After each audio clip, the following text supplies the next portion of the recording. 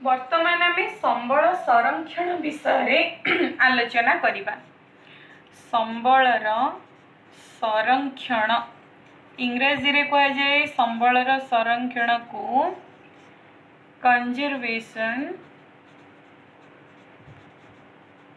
Conservation of resources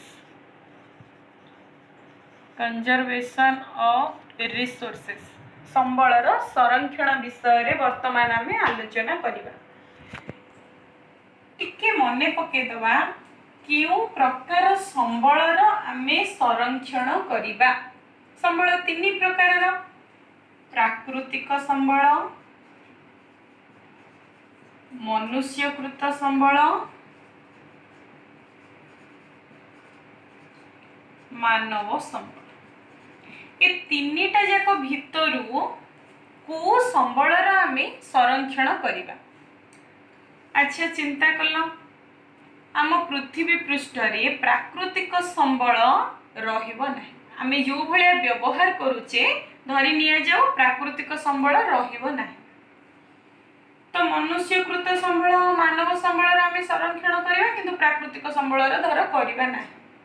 ताले एटा ठीक हबो कि आमे ए दुईटार संरक्षण करवा प्राकृतिक संबलर संरक्षण करवा नाही। रे ठीक हबो कि किंतु चिंता कर आमे प्राकृतिक संबलर संरक्षण करवा देन मनुष्यकृत संबल मानव संबल ऑटोमेटिक संरक्षण हबो कि नाही। प्राकृतिक संबल रहिले जाई मनुष्य माने ई प्राकृतिक संबल को रूपरे गुणरे परिवर्तन करी विभिन्न मनुष्यकृत संबल को तैयारी करि परिबे। आउथरे कहूची प्राकृतिक संबल रहिले जाई उदाहरण भूगर्भरे खनिज पदार्थ रही थिले बा भूगर्भरे आमे जो जाळेनी व्यवहार करू पेट्रोलियम नेचुरल गैस प्राकृतिक गैस कोयला ये सब खनिज पदार्थ भूगर्भ भीतर एवडा सब प्राकृतिक संबलर अंतर्गत किंबा आमे अरण्य कहि परिबा जल कहि परिबा एवडा सब प्राकृतिक संबलर अंतर्गत। तो ये प्राकृतिक संबल गुडी को रहिले जाई मनुष्य माने मानव संबल जेउ माने से माने ए प्राकृतिक संबल को उपयोग करी मनुष्यकृत संबल तैयारी करि परिबे। तो तीनटा जेको संबल मध्यरु क्यों संबलर संरक्षण अधिक गुरुत्वपूर्ण प्राकृतिक संबलर संरक्षण अधिक गुरुत्वपूर्ण। मने पकेवा प्राकृतिक संबल को चारोटी दृष्टिकोण भाग करथिले जेहेतु एठे संरक्षण कथा उठिला तार्थ गच्छित परिमाण को आमे जीवा। गच्छित परिमाण दृष्टिकोण प्राकृतिक संबल दुई भाग रे विभक्त होइतिला। गोटे थिला रिन्यूएबल ओडिया लिखि दउची गोटे थिला नवीकरण योग्य संबल आउ गोटे थिला नवीकरण अयोग्य संबल। नवीकरण अयोग्य ए दुईटा जक संबलर आमको संरक्षण करिया पई पड़िबो। आमे संबलर संरक्षण जानिले आमे संबलर संरक्षण करिवा। को संबलर संरक्षण करिवा प्राकृतिक संबलर आमे संरक्षण करिवा। जेहेतु गच्छित परिमाण दृष्टिकोण तक आमे दी भागे भाग कर दैछे नवीकरण योग्य नवीकरण अयोग्य। को संबलर संरक्षण करिवा अधिक गुरुत्वपूर्ण निश्चित भाबे नवीकरण अयोग्य संबल गुडिकर अधिक गुरुत्वपूर्ण। ता अर्थ न आमे नवीकरण योग्य संबल गुडी को संरक्षण करिवा नाही। वर्तमान मु पूरा पॉइंट उदाहरण देके कहूची बुझिया पे चेष्टा कर। दीटा उदाहरण नेउची मु एठी नवीकरण योग्य संबलर गोटे हेउची जल द्वितीयटी हेउची वायु तृतीयटी हेउची सूर्यालोक।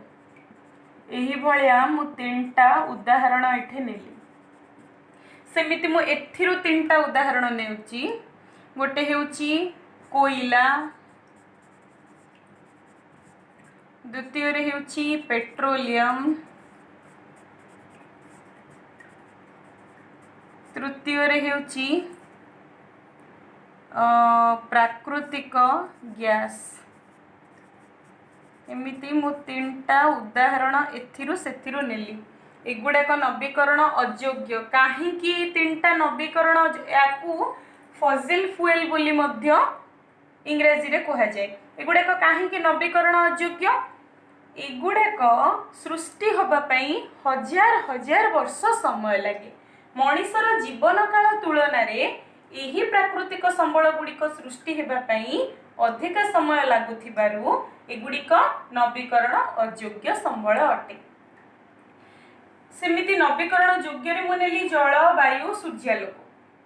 सूर्य ठारू आमको अनवरत किरण मिले आमे सही किरण को यूटिलाइज करी सोलार पावर बा सौर शक्ति संग्रह करू ताकू विद्युत शक्ति को कन्वर्ट करी आमे विभिन्न कार्य रे व्यवहार करि पारू। तेणु सूर्यालोक एक असरंती नवीकरण योग्य बोली आमे कहि परिबा। चिंता कले एठी जल आ वायु वर्तमान जो भली भाबरे शहरीकरण द्रुत गति रे बढ़ी बढ़ी चलीची कलकारखानार परिमाण बढ़ुची जानवाहन संख्या बढ़ुची जहाँ फल धीरे धीरे वायु प्रदूषित होबाकू लगिला। बहुत गुड़े सहर रे एमिति सुनियापाई आमे मिलुची न्यूज रे भी देखुचे लोके बहुत जगह ऑक्सीजन किणुचंती। एमिति दिन न आसु पृथ्वी सारा लोक ऑक्सीजन किणिबे ऑक्सीजन किणिकी व्यवहार करिवे। आज को 100 वर्ष तले लोके पानी किणिबाटा सेमानकु माने लागुतला पानी एमिति किणिया पे पड़े पानी पाउच अछि पानी रो बोतल अछि पानी को किणिया पे पड़ुची किंतु आज एटा बडे कॉमन हि गला पानी किणिबाटा। सेमिति आउ आगामी 100 कि 500 वर्ष परे लोक माने भी ऑक्सीजन किणिबे काहे किणिबे वायु आमे बहुत मात्रा रे वायु को विभिन्न कारणरू प्रदूषित करूचे। वायु निश्चित भावे नवीकरण योग्य संबल पृथ्वी पृष्ठ रे यथेष्ट परिमाण रे वायु रहिछि सेथु आमे अम्लजान संग्रह करि परिबा किंतु प्रदूषण कारणरू सेठी कार्बन डाइऑक्साइड रो मात्रा बढ़िबो अंगारकाम्ल रो मात्राटा बढ़िबो अम्लजान कमी कमी जीवो। तो एठी आमे ई वायु भलिया गोटे नवीकरण योग्य संबल हेले मध्य यार संरक्षण करिबा दरकार कि नाही। केमिति आमे यही संबलर संरक्षण करिबा निश्चित भावे जो जो जो कारक गुड़िक वायु प्रदूषण कारण से कारक गुड़िक आमको ध्यान देवाक पड़ो। मुझे भीतर को एते टॉपिक को जाऊनी जस्ट मु खाली एतिकी बुझेली वायु नवीकरण योग्य हेले मध्य तार संरक्षण आवश्यक कारण आमे वायु को प्रदूषण करूछे।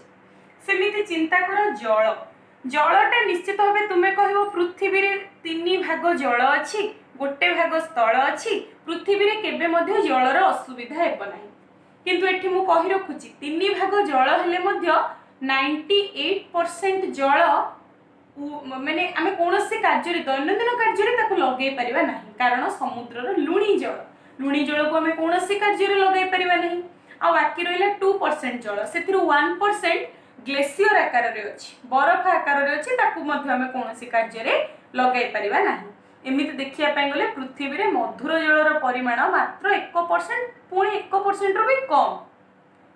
तो आमे मधुर जल पाऊ कोठू निश्चित भावे वर्षा हेले गर्भ भीतर को जल जाए भूतल जल हेकी संचित थाए किंबा नदी रू आमे जल संग्रह करू। सहर गुड़ाक समस्ते तो अंडरग्राउंड वाटर उपरे ही ग्राउंड वाटर उपरे ही निर्भर करती बोरिंग माध्यम रे सही जल को ऊपर को आनती किंतु वर्तमान सहर अवस्था को भलिया जनसंख्या द्रुत गति रे बढ़ी बढ़ी चली चारिआडे कंक्रीट रो सब रास्ता तैयारी हेची जा फल रे वर्षा हेले पानी गुड़ाक आउ ग्राउंड भीतर को जाई पारु नाही। तेणु सहर रे पानी समस्या सहर कौन गाँ कौन जो जगह भी पृथ्वी रे मधुर जलर उत्कट समस्या आमे सबु वर्ष खरा दिन आसिले देखिबा को पाउछे। तो ये जल को आमे किपरि संरक्षण करिबा निश्चित भावे जल संरक्षण बहुत गुड़ाई उपाय तुम जानिथिबो रेन वाटर हार्वेस्टिंग करिबा वर्षा जल अमल प्रकल्प करिबा ता सहित आमे कोन करिबा नेक्स्ट आमे स्टेप रे जानिबा आमे केमिति संबलर संरक्षण करिबा।